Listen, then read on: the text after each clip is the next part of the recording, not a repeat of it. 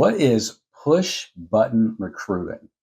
If you're an office leader or team leader, you might be tempted to say, well, you know what? I want to recruit, but I don't want to spend the time recruiting. I just want to plug into a system, a technology, a CRM, an AI platform that will just do the work for me. It will just send emails.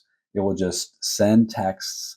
It will just, kind of do the work. It'll just every day send out a few emails, send out a few texts. And then magically, like a magic wand, people just start calling me to come to work for me. Well, I wish that were true. That would be nice. Another version of this, by the way, is hiring people to make phone calls for you that are overseas. Yeah, we'll make 1,000 calls a day. I'm going to tell you something. These systems, by and large, do not work. The occasional times that they do work and set an appointment, it's going to be at the lowest hanging fruit. The people you don't want working for you anyway, the people that move companies 5 times in a year, you do not want these people working for you. Why? Because it's not personalized recruiting.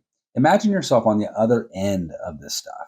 It's just going to be noise. If you're getting a text every morning or you're getting an email every 2 days, and it looks like the same text, the same email that's going out to 10,000 agents, don't you think you're going to treat it as noise and you're just going to delete it out of hand? It's going to be spam. So we don't want to be a spam recruiter. We don't want to be a push button recruiter. Who are the most successful recruiters in every market? It's those that don't treat recruiting like recruiting. They treat it as relationship building. And they're building relationships with agents. How are they doing it? They're creating connections, right? They're talking to people. They're having conversations. They're personally texting. They're personally emailing. They're personally having networking meetings. They're engaged.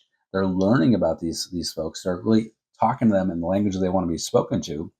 They're figuring out what's important to them, and they're having conversations around that, right? So this is the difference between high-level recruiting and low-level recruiting.